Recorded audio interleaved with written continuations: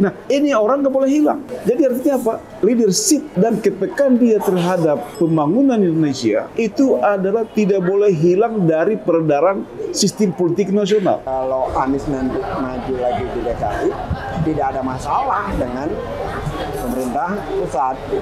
Yang kedua, wakilnya siapapun akan baik-baik saja, terkecuali pun ini pandangan saya pribadi. Khususnya Pilkada Jakarta, ya. Jadi tidak ada alasan bagi saya pribadi untuk tidak mendukung lagi Mas Anies untuk kembali memimpin Jakarta. Untuk mencari orang yang memiliki integriti itu nggak gampang. Anda tunjukkan 1-10 sekarang di Indonesia, ada berapa orang yang sebenarnya memilih levelnya sama dengan Anies? Tunjukin nama saya, ada berapa orang?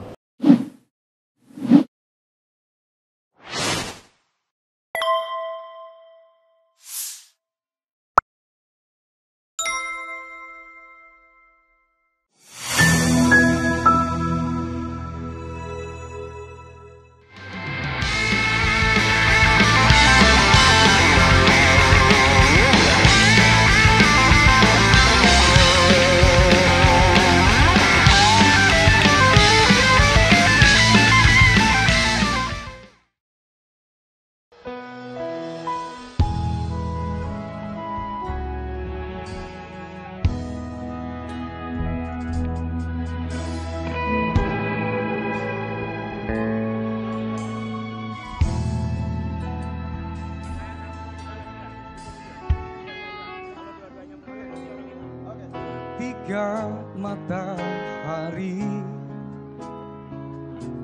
hanya di atas kepala, panas melelehkan. Tiga keadilan akan ditegakkan di hari akhir zaman.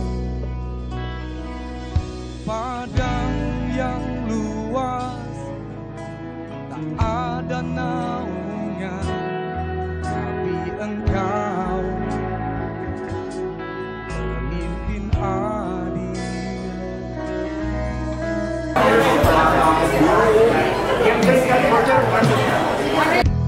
Setia. Saya baru baca WA. Dia tahu yang ini. Itulah makanya. Bumi ini engkau khalifah,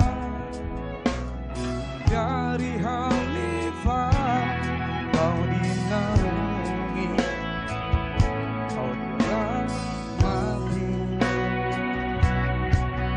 tapi engkau khalifah, dari khalifah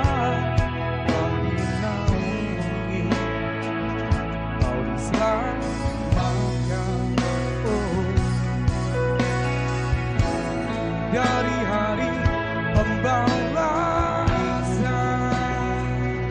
engkau. Ya kalau kita pahami ya, kalau kita mau memahami kondisi Indonesia saat ini memang krisis kepemimpinan.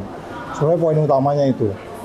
Krisis kepemimpinan dalam pengertian pemimpin yang berintegritas ya. Pemimpin yang ngawur-ngawur juga banyak, ya kan? Kita bicara pemimpin yang berintegritas, kemudian pemimpin yang punya passion, selalu bicara kesetaraan, pemimpin yang selalu bicara tentang keadilan, kebenaran, dan kejujuran. Nah, kalau kita kembali ke Anies, track record kita nggak berada dalam posisi ragu untuk memastikan bahwa beliau sudah menunjukkan kinerjanya, KPI-nya ketika di DKI, kemudian dia ada waktu untuk kemudian mengembalikan kinerja-kinerja yang lalu untuk kemudian memimpin DKI, kenapa tidak? Dan harapan kita tentunya 2029 ini stepping stone saja. Dalam pikiran saya, sampai 2029 ini stepping stone untuk menuju sebab Indonesia memerlukan pemimpin yang berintegritas. Jadi lagi-lagi kalau saya di situ cukup clear untuk kemudian mendorong Anies untuk kemudian memimpin DKI, untuk berikutnya 2029 memimpin Indonesia. Saya pikir itu clear, message-nya clear, dan integritinya jelas, KPI-nya jelas, value yang dia create selama di DKI itu jelas, value yang dia create di masa lalu karirnya itu juga jelas, tidak ada keraguan di situ. Soal kemudian ada katakanlah pandangan-pandangan tentang seperti apa mereka memandang Anies di masa lalu, itu semua merupakan menurut saya hanya bunga-bunga saja. Dan itu merupakan bagian yang nggak terpisahkan dengan bagian dari yang kita sebut sebagai dinamika. Karena memimpin itu adalah dinamika. Dinamika itu ada up and down dan seterusnya. Saya pikir itu, Bung Levi. Cukup ya? Seberapa besar pengaruh Anies ini ketika pasca Pilpres itu kan euforianya apakah masih sama atau berbeda nih pilkada ini untuk Anies? Iya, tentunya kalau kita katakan bahwa di level nasional saya dia sudah memiliki poin ya 2 poin, which is kalau kemarin pemilu dilakukan dengan benar tanpa ada cawe-cawe orang-orang tertentu dan mengerahkan dana dan seterusnya, kita pastikan Anies sudah leading di situ sebenarnya. Jadi kalaupun ini ada waktu beliau untuk kemudian melakukan sesuatu yang katakanlah laying down ke bawah, turun lagi ke bawah untuk kemudian naik 1 tingkat lagi ke atas, ya kita tidak ragu di situ. Justru banyak orang mengatakan kok sepertinya ingin turun ke bawah padahal posisinya sudah di atas. Pemimpin itu nggak begitu. Pemimpin yang paham itu adalah pemimpin yang paham atas dan bawah, paham top, paham down. Jadi bukan soal cari kerja, itu namanya tanggapan-tanggapan yang skeptik. Kita nggak perlu orang-orang skeptik untuk melihat Indonesia. Kita perlu orang-orang yang memiliki optimistik. Dan untuk mencari orang yang seperti saya bilang tadi di bagian depan, untuk mencari orang yang memiliki integriti itu nggak gampang. Anda tunjukkan 1 sampai 10 sekarang di Indonesia. Ada berapa orang yang sebenarnya memilih levelnya sama dengan Anies? Tunjukin nama saya. Ada berapa orang? Itu poinnya. Bro, kan kemarin bro termasuk orang yang mendatangi PKS. Yep. Anies, alasan itu? Ya itu sebabnya kemarin ketika teman-teman mengatakan bahwa dengan PKS ini kan saya sebenarnya spesifik ya. Saya selama di KPK itu juga 2 kali datang ke acara musyawarah kerjanya PKS. Jadi memang secara moral, secara batin saya mempunyai hubungan, keterkaitan. Nah oleh sebab itu adalah menarik untuk kemudian mendatangkan PKS, Saud yang Kristen dan Batak datang ke PKS kan gitu kan. Nah itu menarik. Dan ternyata PKS menerima. Dan ternyata terlihat di PKS itu sendiri juga beberapa pengurusnya di wilayah Kristen dan anak pendeta gitu. Ya kan? Jadi soal-soal isu-isu yang menyangkut sektarian, soal itu sudah selesai. Itu sebabnya saya datang waktu itu ke PKS dan mereka menerima. Walaupun beberapa orang nanya, emang pasti didukung, pasti kalau nggak didukung ngapain juga kita datang ke sono, gitu saya bilang. Jadi itu sudah jelas, kalau itu there is no doubt about it, bahwa sebenarnya kita datang ke PKS, ya itu memberi warna tentang keesaan, ketunggalan, ya kan, kemanunggalan, terus kemudian kesatuan dan seterusnya. Tentunya nilai-nilai Pancasila di situ. Jadi kita nggak perlu ragu di situ, dan sampai hari ini kan kita lihat indikasinya cukup kuat, ya kan, PKS arahnya kemana, mudah-mudahan tidak berubah, dan kita percaya di masa depan PKS juga akan berkembang sebagaimana partai-partai yang sedang leading saat ini. Gitu, Bung Levi. Bang, terakhir Bang, ini kan kemarin kan semangat KIB ini, semangat itu, apakah untuk Anies ini masih sama nih semangatnya? Ya, yang paling penting untuk dipahami adalah warna-warna yang ada di masyarakat itu ada yang mereka sebenarnya lintas partai, ya kan? Dia lintas partai dan nilai-nilai itu harus dijaga karena politik itu sesuatu yang selalu kita sebut dinamik, dan dia cenderung berubah dan cenderung fleksibel. Nah oleh sebab itu kalau kita bilang ada kelompok pinang hijau biru kemarin itu, saat ini mungkin sudah berubah lagi, kuning, hijau, biru, merah segala macam kan. Itu sudah terlihat itu sampai per hari ini tanggal berapa nih? 18 Juli, 20 Juli 2024. Itu kan cenderungannya udah berubah kan, bukan lagi kuning, hijau, biru, bahkan sudah masuk ke merah dan yang lain-lain. Jadi itu yang sebenarnya yang kita harus hargai dan itu kita harus apresiasi, karena itulah nilai Pancasila yang sebenarnya. Jadi ada saatnya di mana orang memang duduk dalam satu meja, tapi mereka berbicara tentang pikiran-pikiran yang berbeda, tentang rencana-rencana berbeda, tentang pilihan-pilihan orang berbeda. Tetapi pada esensinya mereka di situ ada menciptakan sebuah nilai yang menurut saya itulah nilai yang tertinggi di demokrasi kita, Pancasila tadi itu.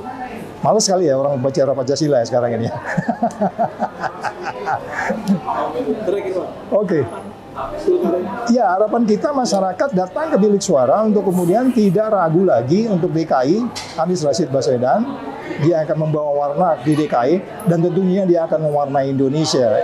At the end dia akan mewarnai Indonesia dan itu yang paling penting poinnya. Jangan lupa ada nilai yang bisa diciptakan, ada sebuah kreasi yang bisa dibangun dan yang paling penting adalah yang selalu keluar dari ucapannya Anies Rashid sendiri, Baswedan, bahwa tujuan dia hadir di DKI untuk membahagiakan rakyatnya. Itu yang poin yang paling tinggi sebenarnya.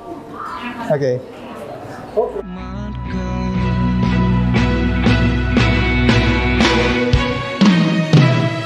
Engkau bisa bawa mata air kebaikan bagi manusia.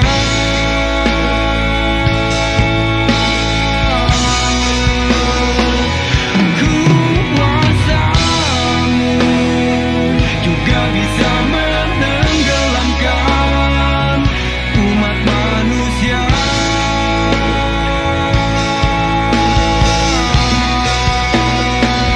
Engkau bisa bawa mata air kebaikan bagi manusia.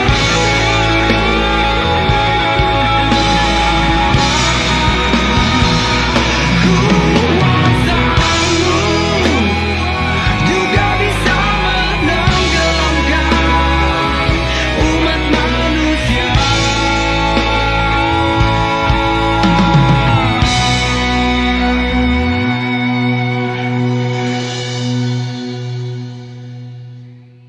Tapi engkau khalifah dari khalifah, kau dinaungi, kau diselamatkan.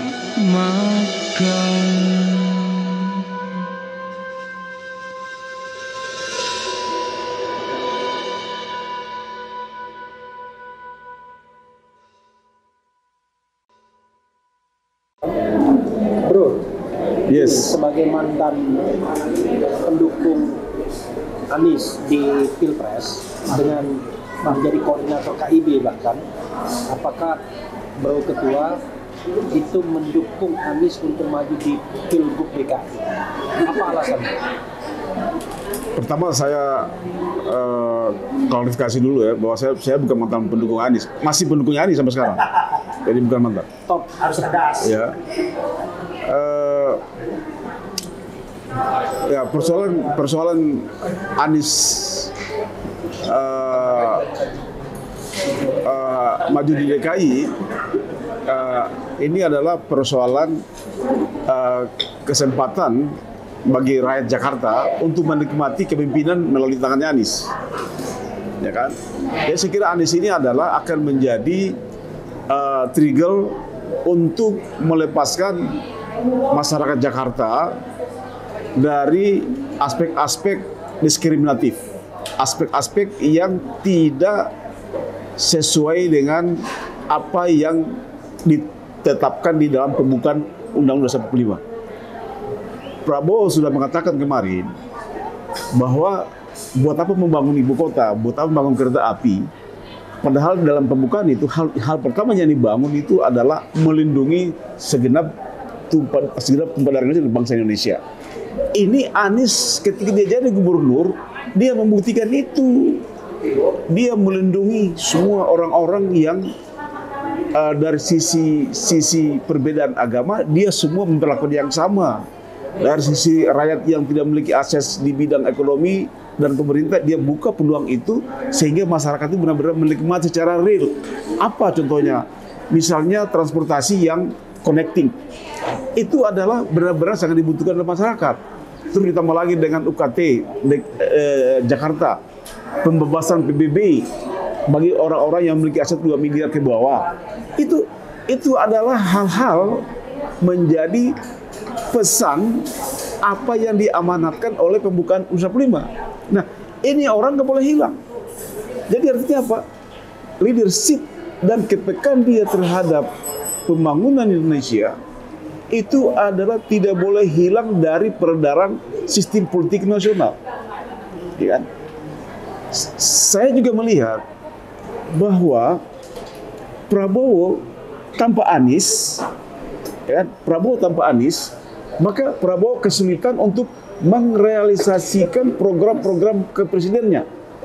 Ya kan? Jadi kalau ada program-program yang bagus yang dikerjakan, yang diputuskan oleh presiden dalam hal ini Prabowo, maka tentu itu memiliki efek eksekutor kepada gubernur. Nah, oleh karena itu pemimpin Anies akan menjadi gubernur yang terbaik untuk merealisasikan atau eksekusi program-program Prabowo. Itu. Jadi artinya ini ada sinergi. Ya, ada sinergi. Demikian juga program-program dari Anies itu menjadi program-program Anies di DKI akan menjadi role model nasional yang bisa diputuskan oleh presiden. Nah, ini kenapa gitu Anies ini penting? Jadi saya kira Anies ini adalah bukan lagi sekarang bertarung antara Prabowo dengan Anies, tapi adalah simetri dan kemitraan yang saling mengisi. Ya kan? Ini tujuan. Sehingga Anies ini tidak boleh hilang. Harus Anies ada di pentas politik untuk membackup program-program yang dikerjakan oleh Prabowo yang dieksekusi oleh Anies. Itu berarti. Bro, Ketua yakin bahwa nanti Anies akan smooth komunikasi dan eksekusi programnya ketika terpilih dan Prabowo menjadi presiden. Saya sangat yakin, karena kalau kita lihat, misalnya program Prabowo dulu namanya program Revolusi Putih atau program makan gratis, itu kan Anies di DKI sudah direalisasikan. Ya, jadi ini benar-benar akan menjadi sinergitas yang kuat dan bisa menjadi lokomotif ya pembangunan di model nasional melalui apa yang dikerjakan oleh Anies di DKI. Nah, ini. Jadi artinya bahwa Anies ini harus tampil sebagai eksekutor program-program pembangunan yang dicanangkan oleh Presiden Prabowo yang akan datang. Nah, ini pentingnya Anies. Nah, karena apa? Karena Prabowo tidak memiliki orang yang mampu menerjemahkan, mengeksekusi program-program yang dicanangkan oleh Prabowo. Ya, ini pentingnya. Kalau keraguan bahwa Anies akan dicurangi lagi bagaimana, Bro? Saya kira tidak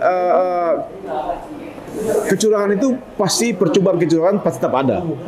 Tapi saya kira kecurangan beda dengan di tingkat nasional. Kalau DKI ini tentu adalah kelas masyarakat itu kelas menengah di atas lebih banyak, sehingga kecurangan-kecurangan itu tidak berefek terhadap Anies Baswedan. Kita bisa melihat itu ketika 2014 ketika Anies ikut Pilgub 2016 itu ketika Anies dikelola kan, Luhut turun, Ibu Mega turun, Jokowi turun, semua turun kekuatan itu kan, Sembilan Naga turun, Anies tetap menang. Jadi artinya memang tipis kemungkinannya untuk berbuat curang di DKI. Oke. Ya. Closing statement, Bro, untuk partai politik yang sampai saat ini kelihatannya belum bisa memutuskan secara bulat, dan untuk pendukung yang sudah mulai bergerak. Pertama, sekarang ini Anies memiliki dua tim yang bekerja aktif. Pertama, relawan itu mempersiapkan landasan elektoral, itu sudah berjalan. Dan yang kedua, tim lobby partai juga sudah jalan. Saya kira dari sisi partai, Anies akan mendapatkan PKS, PKB, Nasdem, PDIP. Saya kira itu menjadi kesepakatan. Tinggal mungkin kapan diumumkan. Tinggal menunggu waktu tepat untuk diumumkan. Jadi 4 partai itu kelihatannya akan mendukung. Solid, kelihatan akan solid pada Anies. Dan itu tinggal menunggu waktu akan diumumkan sama. Kalau soal wakil, Bro, gimana? Soal wakil, sepertinya Rano Karno. Bro pribadi?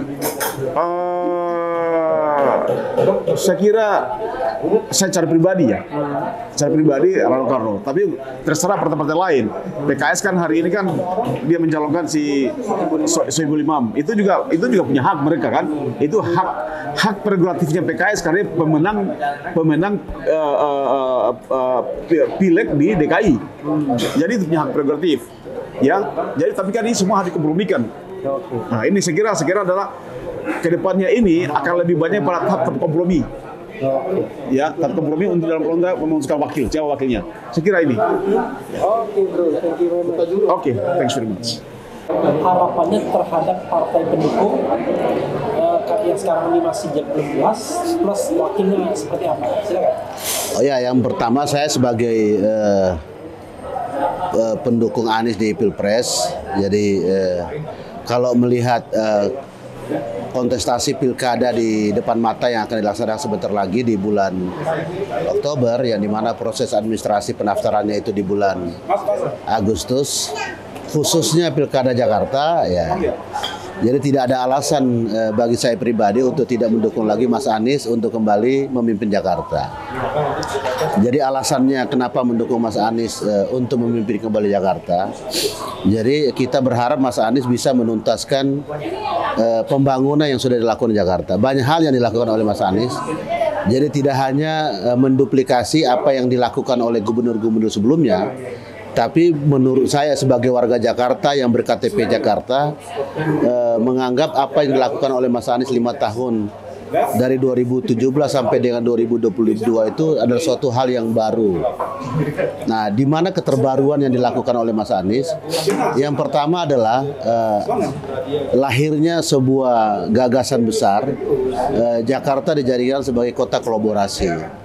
Nah, ini adalah sebuah kata yang bisa memantik kesadaran orang bahwa membangun Jakarta itu tidak bisa dilakukan oleh satu orang, tapi membangun Jakarta itu dilakukan oleh banyak orang, banyak komponen masyarakat, banyak suku bangsa yang ada di Jakarta ini. Jadi karena Jakarta ini adalah miniatur Indonesia, itu yang pertama. Keterbaruan yang dilakukan oleh Mas Anies. Yang kedua, ada hal yang menarik yang dilakukan oleh Mas Anies, mengangkat tema ruang ketiga. Nah, ruang ketiga ini adalah suatu hal yang terbarukan yang dilakukan oleh Mas Anies. Jadi menjadikan konsep membuat taman, banyak sekali taman kota yang dibangun oleh Mas Anies ya kan, selama beliau memimpin 5 tahun. Nah, taman kota yang dibangun oleh Mas Anies itu mengangkat tema besarnya itu adalah sebagai ruang ketiga. Nah, ruang ketiga ini adalah suatu hal yang baru bagi kita, suatu hal yang baru tidak hanya bagi Jakarta, tapi itu suatu hal yang baru bagi Indonesia. Nah, karena sesungguhnya filosofi dari ruang ketiga itu adalah taman itu sebagai tempat orang untuk berkumpul, ya kan. Jadi semua strata sosial ya bisa berkumpul dalam satu tempat itu. Jadi artinya mereka bertetangga ya kan, bisa mengisi waktu ya di taman yang representatif. Misalnya bisa kita lihat misalnya Tebet Eco Park ya, segala macam ya kan. Dan itu tidak hanya bermanfaat bagi orang Jakarta, tapi ada juga orang yang di luar Jakarta pun datang untuk melihat ini. Dan konsep orang ketiga konsep ruang ketiga itu suatu hal yang baru yang dilakukan oleh Mas Anies. Nah, terus yang ketiga, yang paling penting adalah Mas Anies mampu mengintegrasikan transportasi Jakarta. Jadi itu tidak bisa dilakukan oleh gubernur-gubernur sebelumnya. Walaupun roadmap daripada pembangunan jalur transportasi publik di Jakarta itu ya sudah dibangun oleh gubernur-gubernur sebelumnya, tapi gubernur sebelumnya tidak mampu mengintegrasikan transportasi tersebut. Nah, justru di era Mas Anies 5 tahun mampu mengintegrasikan semua transportasi itu terhubung. Nah, dengan mekanisme pembayaran ataupun ongkos biaya dari timur ke barat atau dari selatan ke utara itu dengan satu kali bayar. Dan itu murah. Jadi itu menurunkan biaya biaya hidup daripada masyarakat. Itu efektif sekali. Nah, saya berharap kenapa Mas Anies penting untuk kembali menjadi gubernur Jakarta supaya bisa melanjutkan mengintegrasikan semua transportasi. Saya anggap bahwa ini belum tuntas 100%. Jadi mungkin bisa menambah rute-rute baru sehingga moda transportasi yang ada di Jakarta itu bisa disentuh oleh transportasi publik. Dan yang kedua adalah bagaimana mendorong transportasi publik itu, karena masih ada juga transportasi itu yang misalnya Jaklingko itu belum ber-AC dan segala macam. Jadi kita minta nanti Mas Anies untuk membuat lebih nyaman lagi tuh di transportasinya. Terutama misalnya Jaklingko itu ya kalau bisa semua mobilnya sudah menggunakan AC. Jadi sehingga kita pun yang menggunakan transport private, kendaraan pribadi dan segala macam, bisa beralih tuh menggunakan transportasi publik kalau transportasi publik itu sudah masuk pada fase jauh lebih nyaman lagi ya. Itu yang ketiga. Nah terus yang keempat, Jakarta harus dipimpin ya kan oleh orang sekelas Mas Anies. Jadi saya melihat hari ini belum ada satu calon pun yang memiliki kualifikasi yang dimiliki oleh Mas Anies. Ya kan? Jadi dua hal yang berbeda, persoalan Mas Anies gagal maju presiden, ya kan? Jadi ya pengabdian itu bisa di mana saja dan kita berharap Mas Anies bisa melanjutkan kembali untuk memimpin Jakarta di 5 tahun yang akan datang. Jadi itulah gambaran umum daripada kenapa saya secara pribadi ya kan masih konsisten untuk mendukung Mas Anies untuk maju sebagai calon gubernur nanti di 2024-2029 yang akan datang. Yang saya kira reaksi warga di Jakarta yang meminta Pak Anies untuk maju ke kontestasi Pilkada DKI itu permintaan yang sangat wajar ya, logis, karena mereka merasakan perbedaan kepemimpinan yang sangat berbeda antara di masa Anies dengan di masa PJ yang sekarang. Jadi banyak kebijakan Anies yang berdampak positif kepada warga, yang sekarang warga merasakan berbagai kekurangan dari kebijakan PJ yang sekarang. Di antara adalah KJMU yang direvisi, lalu masyarakat Kampung Bayam yang terampas haknya yang harusnya mereka dapatkan, KJP Plus ya, yang juga pencairannya itu bermasalah. Jadi warga bereaksi untuk meminta Pak Anies kembali maju ke DKI itu logis sekali. Sekarang ini sudah banyak sekali saya membaca di berbagai media warga-warga di RW-RW yang meminta Pak Anies maju kembali ke DKI. Itu kita relawan belum dibentuk sama sekali. Itu spontanitas warga aja. Terus kan dengan berarti keberlanjutan nanti. Artinya Anies bukan keberlanjutan, mengembalikan dari kebijakan-kebijakannya sebelumnya agar kembali menjadi baik.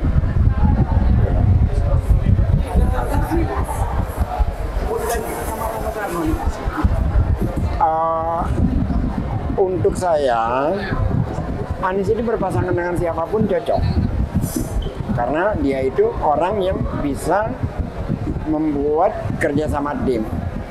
Bahkan ketika ramai-ramai banyak yang bicara, diantaranya Fahri Hamzah, Sudirman Said, dan lain-lain, bahwa Pemprov DKI sebaiknya yang inline gubernurnya dengan pemerintah pusat, mereka salah. Karena pada saat Anies menjadi gubernur, yang oposisi itu pemerintah pusat terhadap Pemprov DKI, bukan sebaliknya. Pemerintah pusatnya yang oposisi terhadap Pemprov DKI. Jadi bukan Pemprov DKI oposisi. Contohnya waktu Formula E berusaha dijegal ketika ini. Yang kedua, pada saat penanganan banjir, Menteri PUPR Basuki bicara di depan media yang sangat negatif terhadap kebijakan Pemprov. Lalu karena ada di situ langsung dibantah dan ternyata memang salah. Lalu yang ketiga, bagaimana menteri-menteri melakukan festival memuakan, mereka datang ke GIS hanya untuk mengganti rumput. Dan ada banyak lagi kebijakan-kebijakan Anies di masa COVID yang digagalkan karena Jakarta sebagai sentral dari pusat perputaran manusia saat itu kan ingin diisolasi agar tidak menular kemana-mana. Jadi juga tidak diberikan ruang. Bahkan pemerintah pusat cenderung ingin mengangkat dunia pariwisata di saat COVID kan ngawur. Jadi kalau Anies nanti maju lagi di DKI tidak ada masalah dengan pemerintah pusat. Yang kedua, wakilnya siapapun akan baik-baik saja, terkecuali pun ini pandangan saya pribadi. Tidak, buat saya najis kalau dia sampai berpasangan dengan Kaisang. Untuk saya, yang lain silahkan. Orang lain berpendapat apapun silahkan. Tapi menurut saya najis. Kalau nanti setelah ini di-upload ada orang yang berkomentar negatif tentang saya, biarkan aja, mereka kan buat saya kaum gobanan. Kaum receh, kaum gobanan yang hidupnya itu hanya jadi buzzer, dibayar dengan murah, harga dirinya terlalu rendah, nista sekali mereka itu. Sebelum mereka berkomentar, saya sudah mengomentari duluan. Tapi Mas, Bang, pilkada nih, nanti seperti apa nih? Harapan untuk pilkada ini? Semoga lebih baik, lebih fair, aparat tidak turun, bansos tidak turun, biarkan individu-individu terbaik dari bangsa ini bertarung dengan selayaknya. Tidak ada lagi permainan-permainan seperti yang kita lihat di Pilpres kemarin maupun pada saat Pilkada DKI 2017. Bagaimana bansos itu dikawal oleh aparat, bahkan di minggu tenang kan. Terakhir, ini pola yang sama bisa terjadi nggak ya? Sangat bisa pola yang sama terjadi. Oleh karena itu saya kira kita butuh partisipasi warga secara aktif untuk mencegah hal demikian. Dan saya percaya warga Jakarta itu lebih kritis untuk bisa mencegah. Nggak terlalu problem seperti kemarin secara nasional, kita sulit. Tapi kalau di Jakarta, saya yakin kita akan bersama warga mencegah hal-hal kotor yang seperti itu. Kau dinaungi, kau diselamatkan.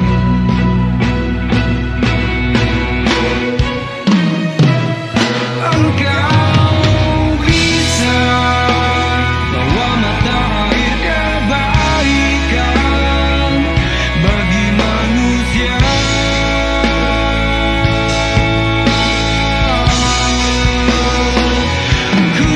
Kuasamu juga bisa menenggelamkan umat manusia.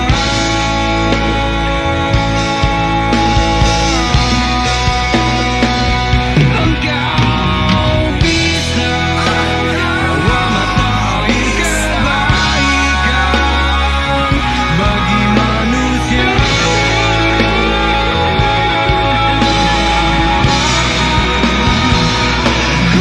Kuasamu juga bisa menenggelamkan umat manusia.